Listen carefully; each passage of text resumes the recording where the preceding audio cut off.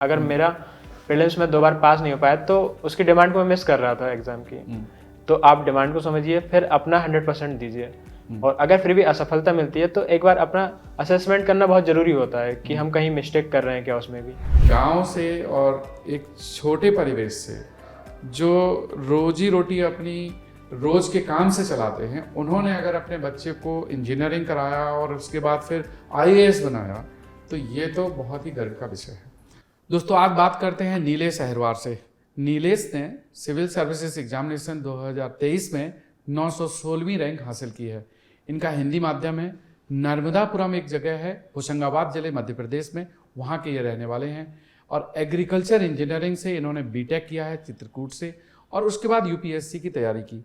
पहले 2 अटेम्प्ट्स में इनका प्रीलिम्स में नहीं हो पाया, और इस बार प्रीलिम्स, मेंस और फाइनल क्रैक करते हुए 916th रैंक आई है।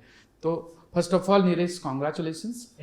नीलेश के बारे में एक बहुत ही इंस्पायरिंग चीज़ ये है कि इन्होंने अपने गांव में रह करके या अपने होम टाउन में रह करके तैयारी की, और हिंदी माध्यम था, खुद तैयारी की।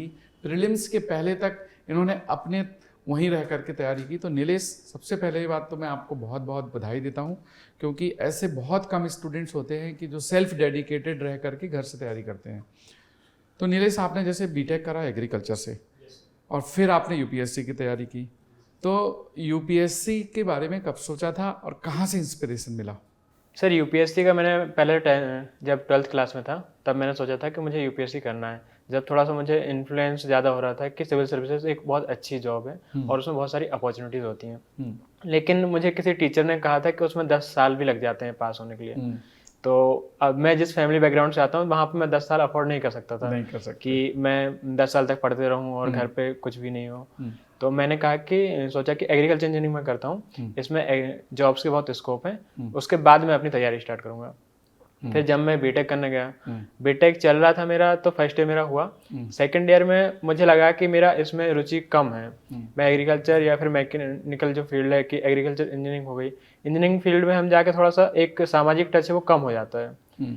तो मैंने सोचा कि ये मुझे मेरे अंतरात्मा इसमें लग नहीं रही है। तो फिर मैंने वापस उस टाइम पे जो टॉपर्स आए यूपीएससी के, फिर देखा कि कुछ टॉपर्स हैं जैसे टीना डाबी मैम, उनकी रैंक 1 आई पहले अटेम्प्ट में, तो वहाँ से एक आत्मविश्वास बना।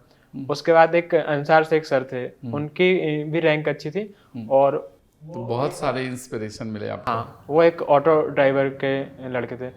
तो वहाँ से मुझे सर इंस्पिरेशन मिली कि किसी भी बैकग्राउंड से हम और किसी भी अटेम्प्ट में, पहले अटेम्प्ट में भी कर सकते।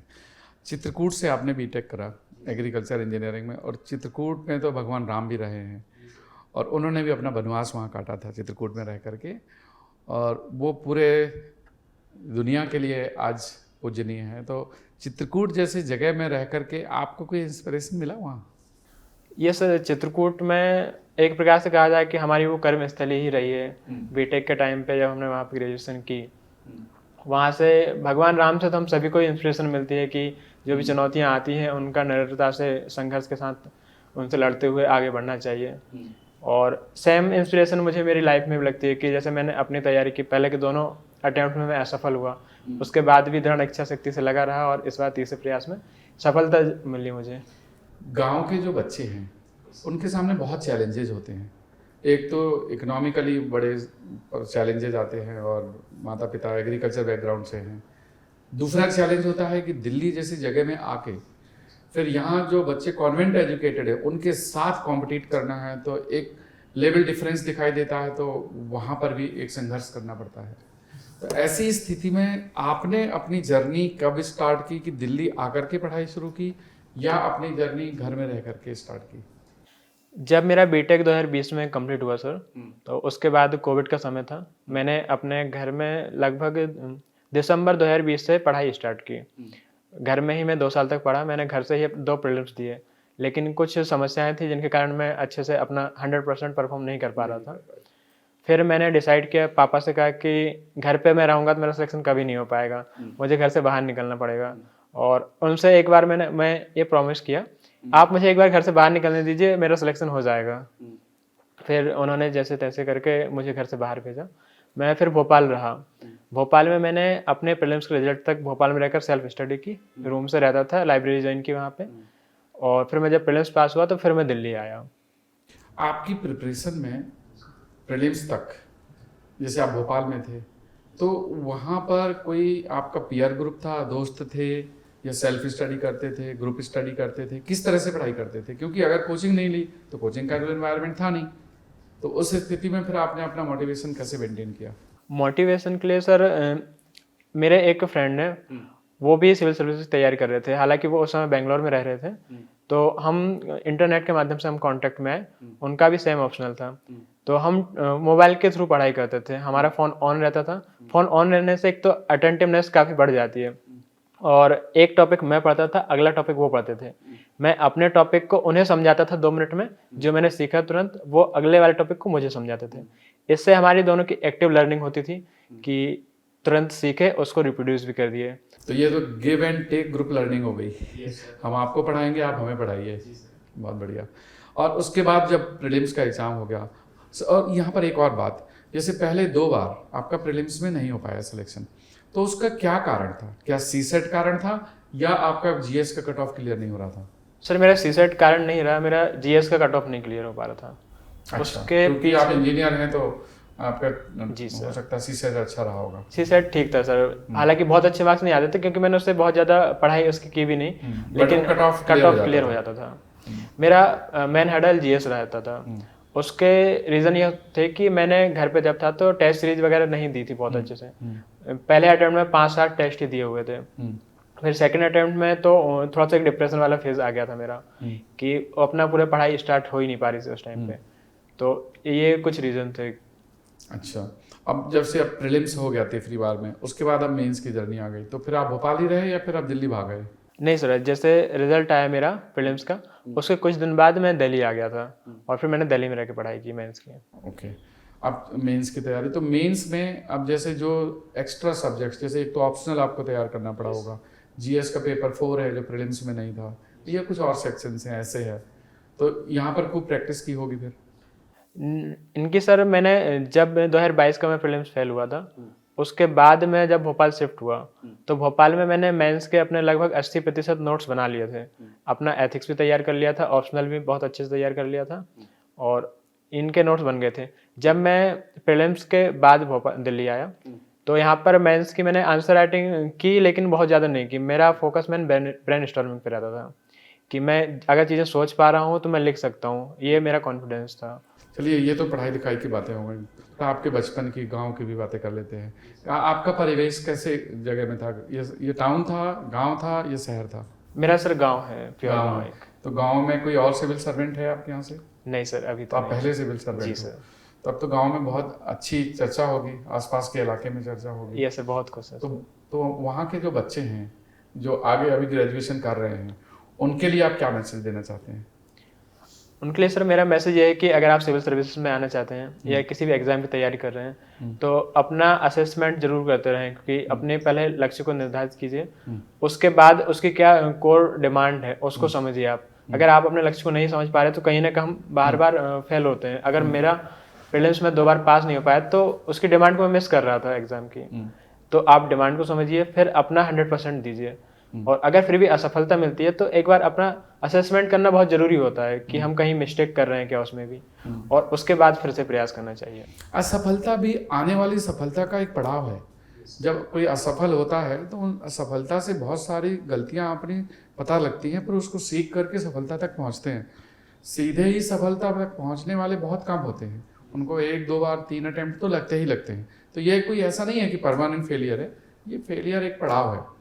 अच्छा, गांव में तो जो आपका माहौल रहा होगा बचपन में, तो आपके पिताजी क्या करते हैं, खेती वगैरह? मेरे पिताजी सिर्फ मिस्त्री हैं। अच्छा, मिस्त्री, तो जैसे वो मकान बनाते हैं? Yes sir. अरे वाह, तो इतने हम्बल बैकग्राउंड से आप आते हैं, रोज का उनका संघर्ष होता है, क्योंकि हम समझ सकते हैं कि एक मिस्त्री का बच्चा अगर आईएएस बन जाए तो उससे ज़्यादा गर्व की विषय किसको हो सकता है। मतलब ये बहुत गर्व की बात है। मैं भी उनको प्रणाम कर रहा हूँ, मेरा उनकी तरफ प्रणाम पहुँचे, क्योंकि गांव से और एक छोटे परिवेश से जो रोजी रोटी अपनी रोज के काम से चलाते हैं, उन्होंने अगर अपने बच्चे को इंजीनियरिंग कराया और उसके बाद फिर आईएएस बनाया, तो ये तो बहुत ही गर्व का विषय है।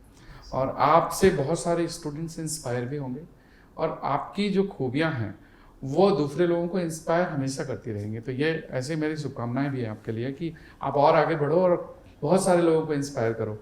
तो गांव में कभी ऐसा कोई सेटबैक आया जब कभी लगा हो यार इतनी परेशानी है, पिताजी इतनी रोज का काम करते हैं, रोज कमाते हैं और उससे घर चलता है, तो अब ऐसे में पढ़ाई कैसे होगी, ऐसा कभी आया मन में?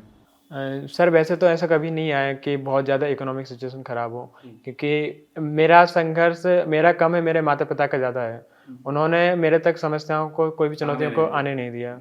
उन्होंने मुझे एक, हम कहें तो एक राजा बेटा की तरह मुझे पाला, और जहाँ पर भी मैं रहा तो कभी मेरे दोस्तों को ऐसा एहसास नहीं हुआ कि मैं किस इकोनॉमिक पृष्ठभूमि से आ रहा हूँ। उन्होंने बहुत अच्छे से मेरी परवरिश की, और ये उनका उनकी महानता है। ये उनकी ही मान्यता है सर। इसका पूरा श्रेय उन्हीं को जाता है। मेरी मेहनत सर सिर्फ टेबल कुर्सी पे बैठ कर पढ़ने की थी, बाकी जो भी समस्याएं थी वो सभी से वो जूझे हैं। तो ये तो हो गया आपके गांव का। अब आते हैं आपका इंटरव्यू स्टेज।